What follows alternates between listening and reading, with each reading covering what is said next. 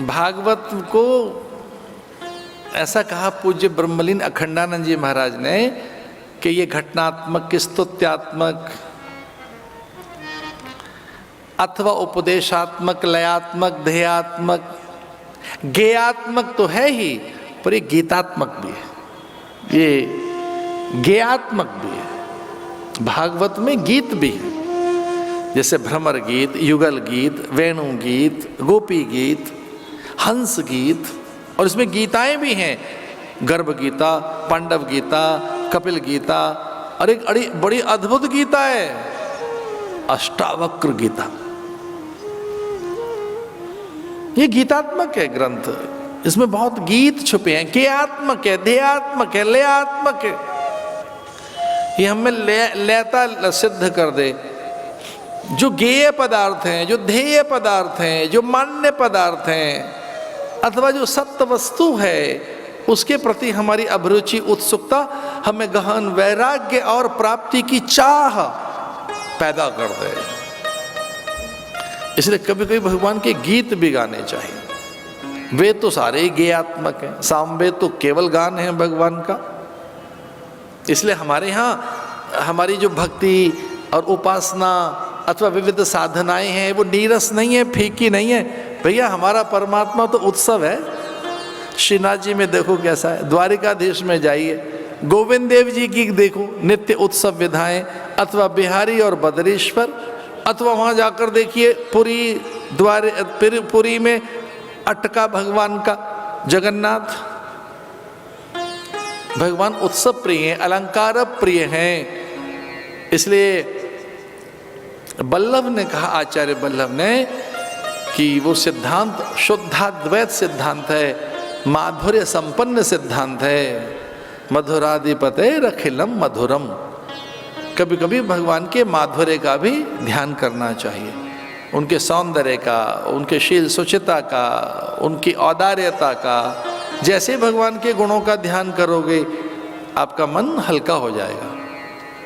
जब मन अशांत हो, व्यथित हो, चिंतित हो, पीड़ित हो, प्रताड़ित हो, अत्यंत त्यक्त अनुभव करे कि सबने छोड़ दिया, जब ऐसा अनुभव करे कोई साथ नहीं दे रहा, कुछ लोग तो हताश होकर ऐसा भी कहते हैं कि अब तो भाग्य ने भी साथ छोड़ दिया, देवता भी साथ छोड़कर चले गए, अपने भी रूठ गए, अब कोई साथ नहीं दे रहा है। ऐसे में दुनिया भले ही रूठ जाए, सच मानिए ठाकुर आपका साथ नहीं छोड़ेगा, भगवान आपका साथ नहीं छोड़ेंगे। बस स्मृति में रखिए उनको। तस्मात् सर्वेषु कालेषु। बड़ी सुंदर सी कथा आती है,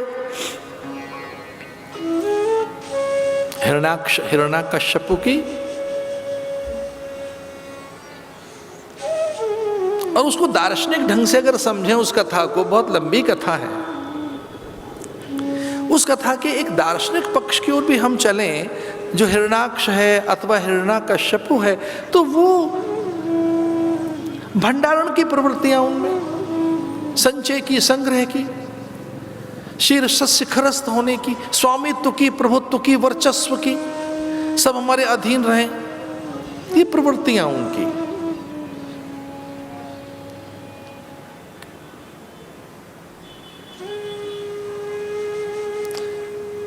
एक नित्यता की भूख हम सब में है, वो एक अकारण नहीं है, चूंकि हमें नित्य तत्व विद्यमान है आत्मसत्ता के रूप में। हम मूलतः तो नित्य शुद्ध प्रबुद्ध ही हैं। रोते हुए बालक को मदालसा ने फटकार लगाते हुए यही तो कहा था, शुद्धो से बुद्धो से निरंजनों से संसार माया। रोता क्यों है? तू अजन्मा है, नित्य शाश्वत है, शुद्ध बुद्ध प्रबुद्ध है, तू समर्थ है।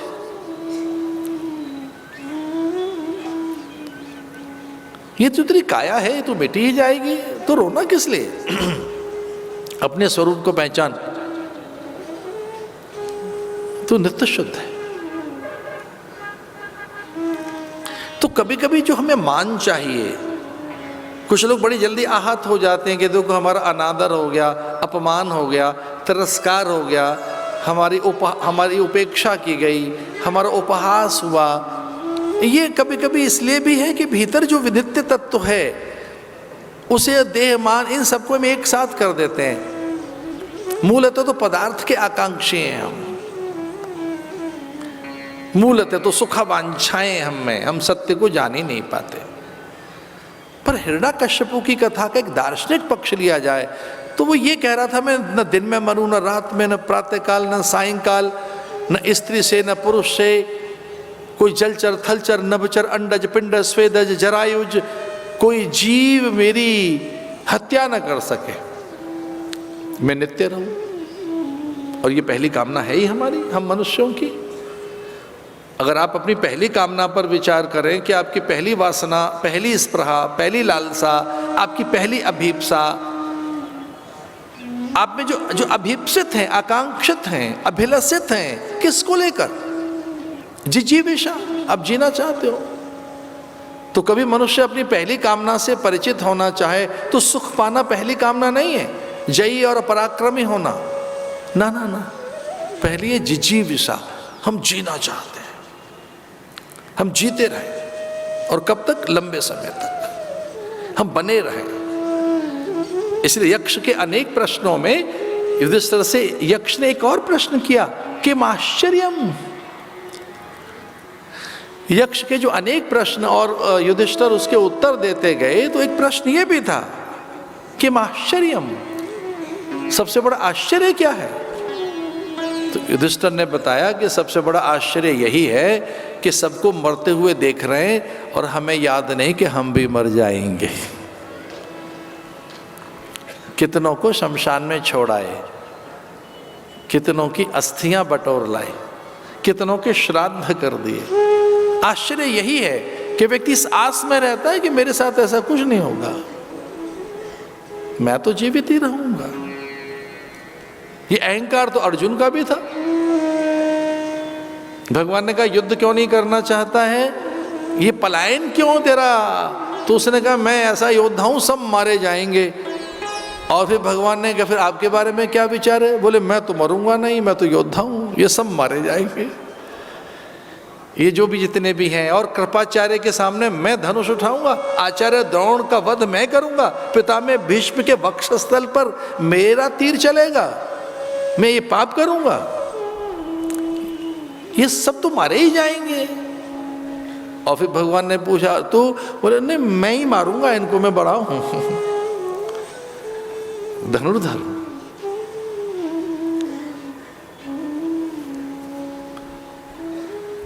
शुक बनकर देवगुरु बृहस्पति ने उसके तप में बाधा डाली, लेकिन फिर भी उसका तप सिद्ध हुआ। और बड़ी कथा है, उसको संक्षेप में सुनाते हैं। हिरण्याकश्यपु के तप से चतुरानन ब्रह्मा प्रसन्न हो गए और उसको वर देने लगे।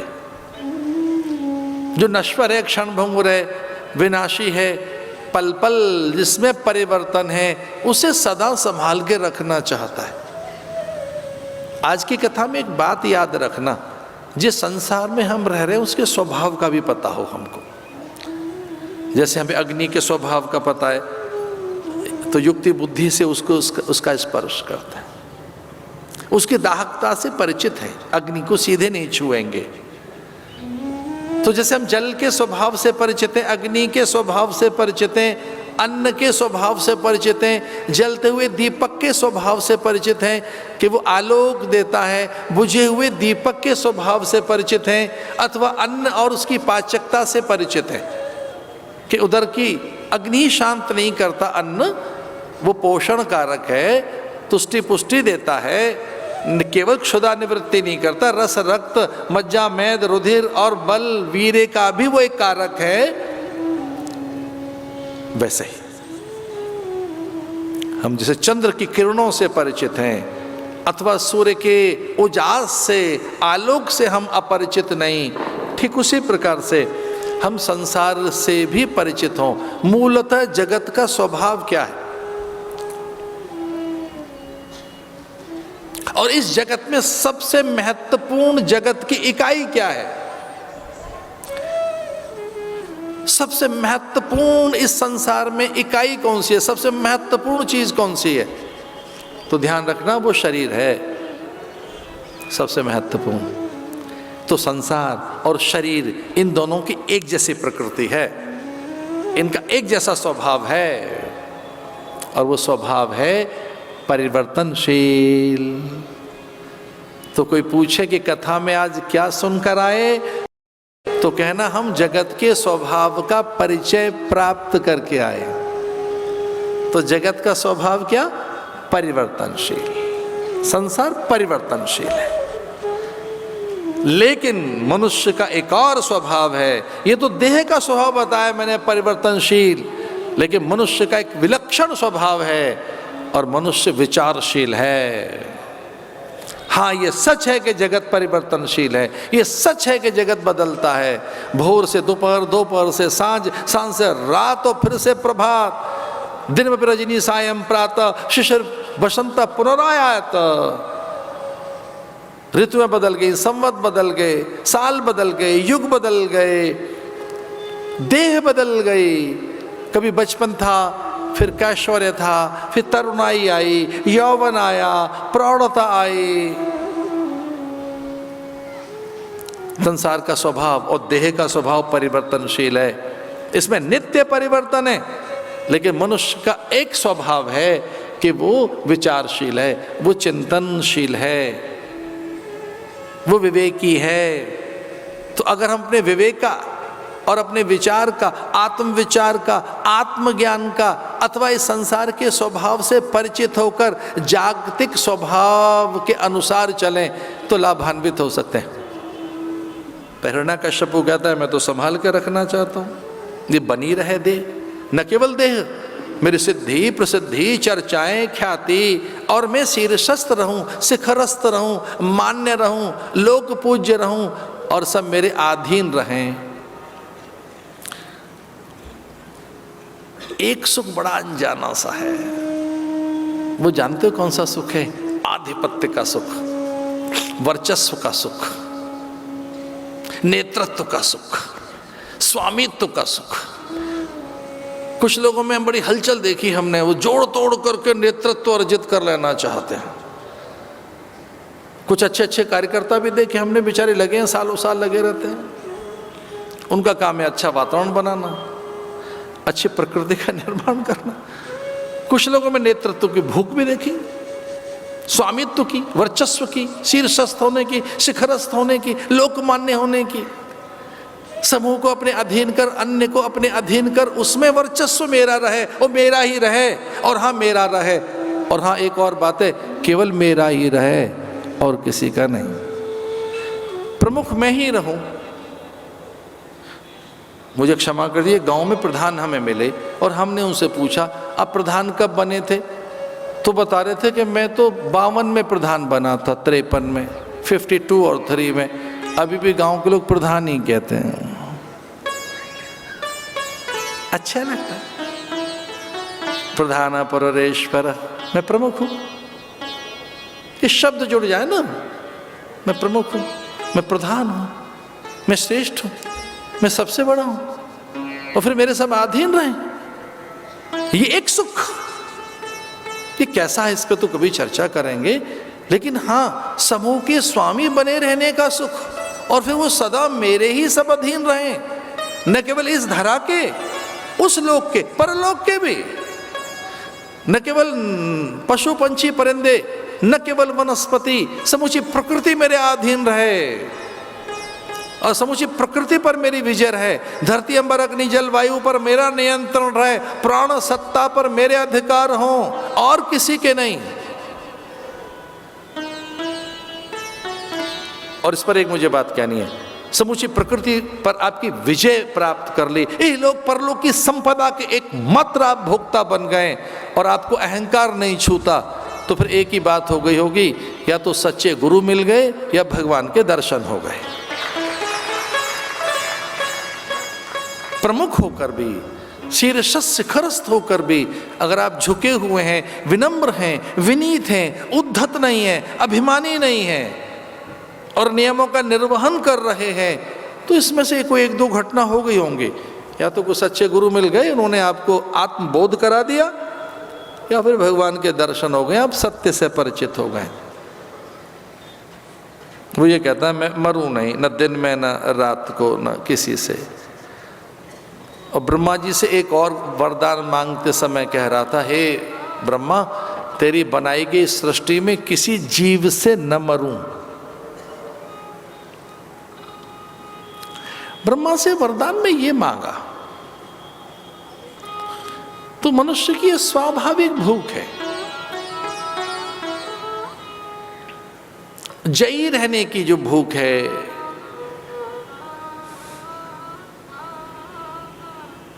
ये विजय, विभूति, संभूति, जो विजयी होने की जो भूख है मनुष्य की स्वाभाविक भूख है कि मैं विजित रहूं। तो विजित कौन है? शास्त्र कहते हैं जिसने इंद्रियों को जीता है, जिसने संग दोष को जीता है, जिसने अनियंत्रित काम को जीता है, जिसने अपनी अंतहीन वासना, स्पृहा और लालसाओं को जीता है।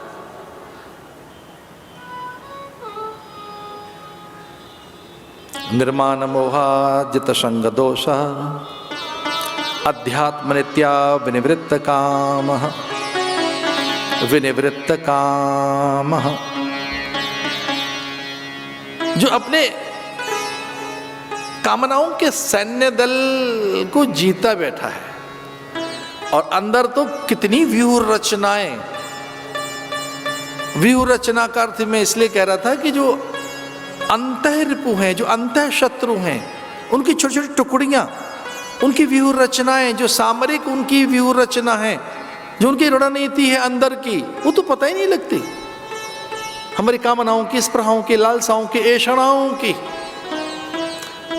उनकी व्यूह रचना से तो परिचित ही नहीं है कि वो किस तरह से पराजित कर देंगे हमें। ये बाहर की जय और बाहर की विजय किसी काम की नहीं है अगर हम भीतर नहीं जय कर पाए अपनी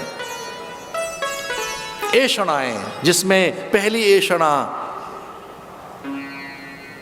पुत्रेषणा है। मैं रहूं धरती पर, मेरा भोक्ता हो कोई, मैं रहूं, मेरी चर्चा रहे, ख्याति रहे, मैं किसी न किसी रूप में रहूं,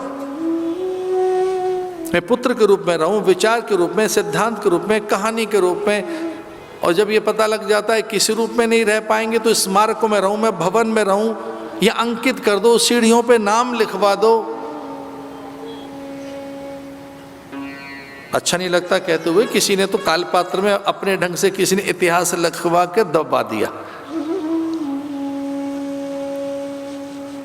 मैं रहूं ऐषणाएं, लोकेषणा, लोक में मेरी ख्याति रहे, वित्तेषणा, मेरे पास पर्याप्त वित्त रहे, तो मुझ में जो स्पृहाएं, कामनाएं, लालसाएं, वासनाएं, ऐषणाएं, अभीप्साएं, आकांक्षाएं, जो मेरे स्वप्न हैं, वो सब के सब इस बात के लिए कि मैं रहूं, किसी न किसी रूप में मैं रहूं, रूप के साथ, जय के साथ, यश के साथ, बल के साथ, ख्याति के साथ, चर्चाओं के साथ, और मैं बना रहूं। इसे हिरण्याकश्यपु ने वरदान मांगते हुए ब्रह्मा से कहा, हे ब्रह्मा, मैं रहूं, चूंकि नित्यता स्वाभाविक भूख है मनुष्य की।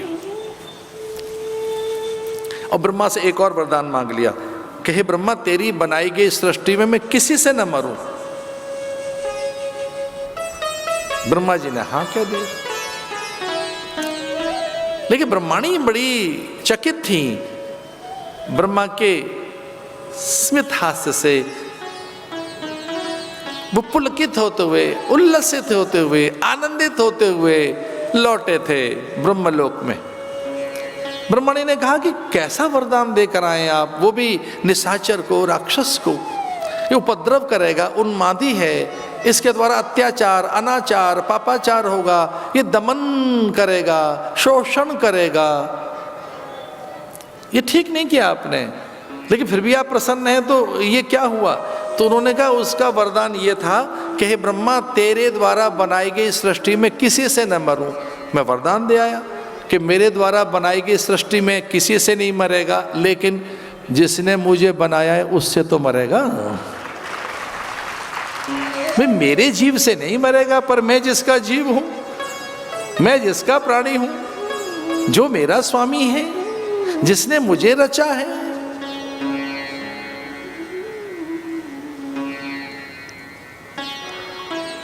और इसकी काल गणनाओं को अगर हम ध्यान से देखें तो बड़ी अद्भुत कथा है ये।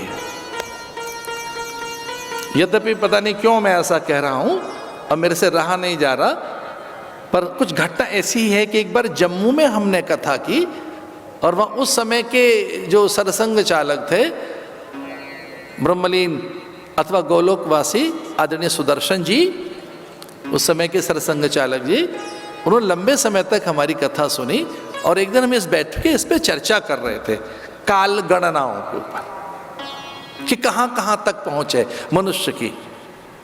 तो मनुष्य कहाँ तक है, देव कहाँ तक है, पितृ यक्ष गंधर्व किन्नर अथवा ब्रह्मा और इंद्र आदि और विष्णु लोक का मान, उनका काल मान, अथवा महादेव का, और राज राजेश्वरी ललिता त्रिपुर सुंदरी, हम वहां तक पहुंचे कि त्रिपुरा का कालमान क्या है। तो एक कालमान में मनुष्य की आयु अगर 100 वर्ष की है तो ब्रह्मा अथवा इंद्र की आयु 100 वर्ष में कितनी, एक कल्प में कितनी, एक मनवंतर में कितनी। जैसे 14 मनवंतर हैं, ये 7वां मनवंतर है, तो कितनी ब्रह्मा की आयु, विष्णु की आयु, महादेव की, अथवा वो त्रुटि मान से और काल मान से चले त्रिपुरा राज राजेश्वरी ललिता राज राजेश्वरी त्रिपुर सुंदरी की कितनी। तो उस पर एक कथा ये आती है कि जब रैवत ने अपनी पत्नी को चिंतित देखा रेवती के लिए कि कोई योग्य वर नहीं मिल रहा है इसके लिए, तो ब्रह्मा से ही जाकर पूछ लो। तो योग बल से, आत्म बल से, मंत्र बल से, विचार बल से, साधन बल से, अध्यात्म बल से अपनी पुत्री को लेकर ब्रह्मा के यहाँ चले गए और वह ब्रह्मोत्सव चल रहा था। और ब्रह्मा जी ने उन्हें देखा, उनकी गंध से परिचित हो गई कि ब्रह्मलोक में मानवीय गंध अनुभूत हो रही है, कोई मनुष्य आ गया क्या। और देखा तो वो रैवत बैठे थे, उस समय के वो चक्रवर्ती सम्राट, समूची धरती के अधिपति, समूची वसुंधरा के एकमात्र वो भोक्ता, पूरी धरती के वो स्वामी। पूछा उनसे, अरे रैवत आपका आगमन हुआ है, सतयुग के वो की घटना। रैवत ने सकुचाते हुए कहा, ये मेरी पुत्री रेवती और इसका विवाह करना है, ये स्वयंवर नहीं कर रही है, इसे वो वर नहीं मिल रहा है, इस युग में, इस काल में वर नहीं मिल रहा है इसको, इसका जो पति है वो ढूंढ रही है, मिल नहीं रहा है इसे, न हमें मिल रहा है। तो ब्रह्मा जी ने बहुत संकोच में कहा कि भाई आप कब आए थे, कि हम तो आए थे जब ये उत्सव का ये रूप चल रहा था। तो ब्रह्मा जी ने कहा कि वो तो सतयुग था, बीत गया, और त्रेता भी निकल गया, राम होके चले गए, द्वापर का अंत है, इसका पति कृष्ण के बड़े भाई बलभद्र हैं, उससे जाकर विवाह कर देना। एक टाइम साइकिल उसे गिनने लगे, समय गणना, काल गणना, काल की गणना है वो। तो जैसे मैं अगर इसको ऐसे समझाऊं, कभी आप मेरे साथ बैठे हैं या कभी विद्वान ब्राह्मणों के साथ, 1,86,000 मील पर सेकंड है ना वो प्रकाश की गति, 1,86,000 माइल पर सेकंड। अगर इस गति से हम चलें इंद्र के यहाँ, ब्रह्मा के यहाँ नहीं, इस गति से इंद्र के यहाँ स्वर्ग में भी हम जाएं तो भैया हमें क्षमा कर देना, 40 लाख साल लग जाएंगे पहुंचने में।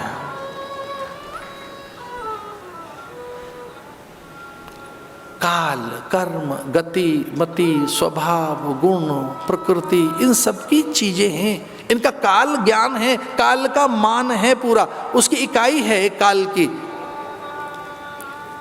घटिका, पल, निमिष, त्रुटि, उसका मान है एक कालखंड में। जब मैं नॉर्थ पोल गया तो वहाँ कुछ और था, वहाँ सूरज कब और कितना निकल रहा था वो क्यों चर्चा मैं आपसे करूं, क्योंकि जब मैं नॉर्थ पोल होकर आया तो मुझे मालूम था कि क्या हो रहा है यहाँ। लेकिन अगर आप ऊपर जाएं तो काल गणना में भगवान ने इस तरह से उसे हेर लिया और घेर लिया,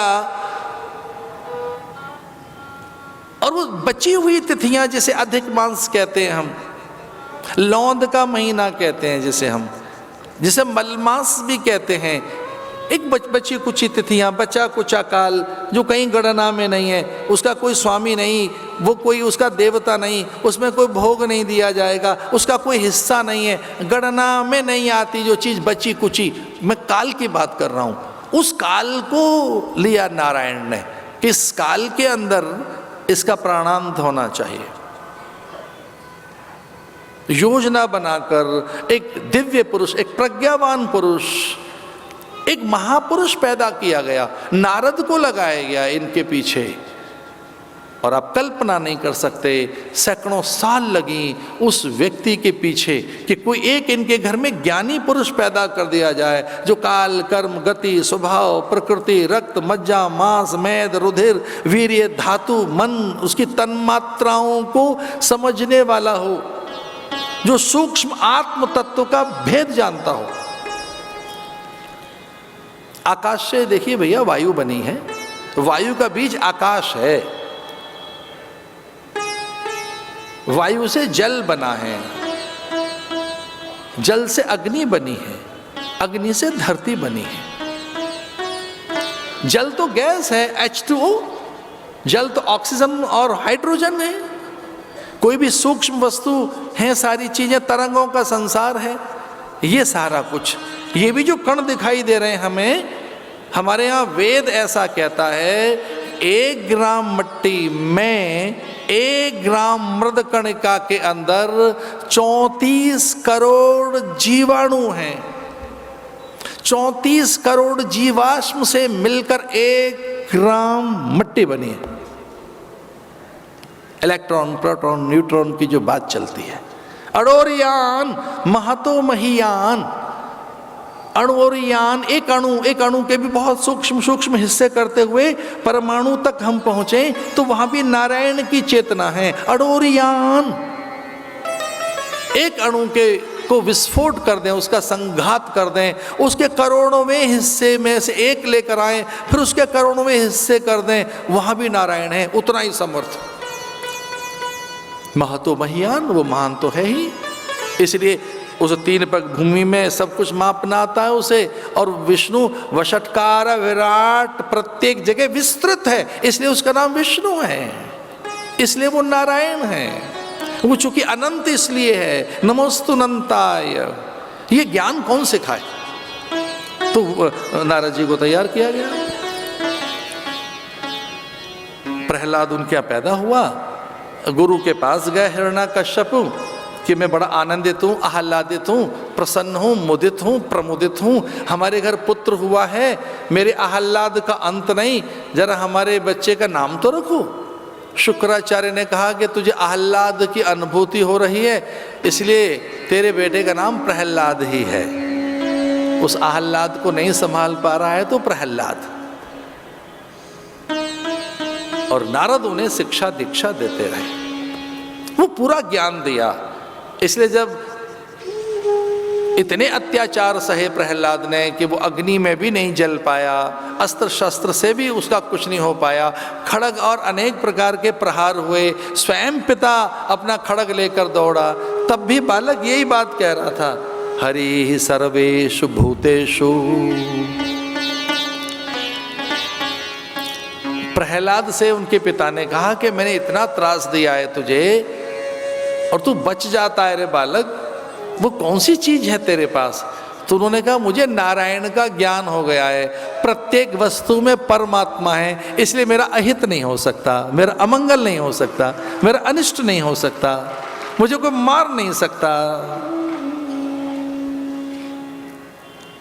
मुझे आपसे एक और बात कहनी थी। भय जानते हो किन्हें लगता है? भयभीत कौन होते हैं? भयभीत वही होते हैं, अनिष्ट की कल्पना उनमें रहती है जिनका कोई इष्ट नहीं होता। और कोई एक दिन हमसे पूछ रहा था कि महाराज जी भय कब कम होगा, मेरे जीवन का भय कब मिटेगा? तो मैंने कहा जिस दिन तुझे अपने इष्ट के बल पराक्रम का ज्ञान हो गया, भय उसी दिन खो जाएगा। सखा सोच त्यागहु बल मोरे, सब विद घटब काज में तोरे। सुग्रीव को अपना बल दिखाया नारायण ने और निश्चित हो गया वो। बड़ा दब्बू भीरू कायर किस्म का प्राणी था सुग्रीव। भगवान ने जैसे ही अपना अनंत बल दिखाया तो भय चला गया। तो कोई मुझसे पूछे कि प्रहलाद क्या है? एक निर्भीक अवस्था है, जिसे अपने इष्ट के बल का निरंतर ज्ञान रहता है। ऐसे प्रहलाद को हरि ही सर्वेषु भूतेषु अयमात्मा गुडाकेशा सर्वभूताशय स्थित। एक भी कण क्षण ऐसा नहीं है, कोई पल ऐसा नहीं है जब परमात्मा मेरे साथ नित्य विद्यमान न हो। ये ज्ञान नारद ने कराया। अच्छा देखिए, भगवान की 4 प्रकार की सृष्टि है। एक सृष्टि है जड़ सृष्टि, पत्थर आदि, पर्वत आदि, उनमें भी वो उतना ही चैतन्य है। ये सच है कि वो अभिव्यक्त नहीं है, वह मुखर नहीं है, वो अनुभूत नहीं होता, वह संवेदनाएं नहीं दिखाई देती, लेकिन थोड़ी मुखरता और संवेदनाएं उससे अधिक हमने वनस्पतियों में देखी। तो दूसरा वर्ग है वनस्पति वर्ग। पत्थर में परमात्मा है, और आपसे अधिक ज्यादा कौन जानता है? जयपुर वालों से अधिक। यहाँ पत्थर से मूर्तियां, प्रतिमाएं और परमात्मा पैदा किया जाता है। यहाँ पत्थर से, पत्थर में है लेकिन संवेदनाएं नहीं है, अभिव्यक्ति नहीं है, मौन है, मुखर नहीं है, उतना चैतन्य नहीं है। पर उससे अधिक चैतन्य किसमें? वनस्पतियों में। वनस्पतियों से भी अधिक चैतन्य पशु पंछियों में, परिंदों में, पर उनसे भी कहीं अधिक अभिव्यक्त है मनुष्य में, मनुष्य के अंदर। ये ज्ञान नारद ने जब कराया तो वो भयभीत नहीं था। जब तपते लोह स्तंभ पर उसे दिखाया कि ये तपा हुआ लोहे का खंबा, इससे तुझे बांधूंगा मैं, और ये मेरी तलवार तेरा सर धड़ अलग कर देगी, तुझे इसमें क्या दिखाई देता है? तो बच्चा कहने लगा कि मुझे इस तलवार की धार में, आप में, आपके क्रोध में और सर्वत्र परमात्मा ही दिखाई देता है। तो भगवान नरसिंह बनकर अवतार भी कई हैं भगवान के, गुणावतार, रूपावतार, अंशावतार, कलावतार, स्फूर्तावतार, आवेशावतार। तो भगवान ने क्षणिक आवेश लेकर कुछ अंश के साथ, कुछ कलाओं के साथ ऐसे प्रकट हुए। तो भगवान के अवतार भी अनेक हैं, रूपावतार, गुणावतार, कलावतार, अंशावतार, स्फूर्तावतार और ये आवेशावतार। भगवान ने उसे अपनी जंघाओं पर रख लिया और उससे पूछा कि बता मैं कौन हूँ? तो वो न दिन है, न रात है, न भोर है, न सायं है, न स्त्री है, न पुरुष है, न कला है, न गुण है, न धर्म है, न कर्म है, और न वो काय है, न कलेवर हैं, और वो गुणातीत हैं, रूपातीत हैं, कल्याणातीत हैं। वो सबसे अलग हैं। वो निमित्त कारण है, उपादान कारण है, निमित्तोपादान और उससे भी अलग हैं। भाई घड़ा कहाँ खो गया? एक ढेला मारा और घड़ा टूट गया। कुल्हड़, सकोरा, घड़ा, सुराही, दीपक और चिलम, ये सब कुम्हार बनाता है। ये देखने में अलग अलग प्रतीत हो रहे हैं, उनके काम भी अलग अलग हैं, पर उन्हें तोड़ दो तो ठीक रहे हैं। फिर वो आकार कहाँ गया? तो वो निराकार भी है, वो निर्गुण भी है, वो निर्बीज भी है, वो निर्वितर्क भी है। और वो तब समझ आएगा जब निर्विकल्प समाधि आपके हाथ लगे। तो नारद को निर्विकल्प समाधि का ज्ञान, नारद ने निर्विकल्प समाधि का ज्ञान कराया प्रहलाद को, और इस प्रकार से उस आतताई का विनाश हो सका। तो काल की सूक्ष्म गणना में जाकर, जहाँ ब्रह्मा का कोई जीव नहीं उसे छू रहा है, और स्वयं नारायण आए, वो ब्रह्मा की से परे की सत्ता थे। मुझे भी आपसे एक प्रार्थना करनी है। परमात्मा इंद्रियातीत है, विषयातीत है, गुणातीत है, रूपातीत है। एक और बात, वो मन बुद्धि का विषय नहीं है। वो मन और बुद्धि की परिधि से पृथक की सत्ता है, लेकिन भक्त के कल्याण के लिए वो रूप भी धारण कर लेंगे, एक अंश में आएंगे, एक कला में प्रकट होंगे, पर वो अनंत, वह परमात्मा, वो बुद्धि का विषय नहीं है। बुद्धि में तो केवल प्रकृति आती है, मन केवल प्रकृति को ही छू पाता है, क्योंकि मन प्रकृति से बना है। मन केवल बुद्धि, मन बुद्धि प्रकृति से बनी है।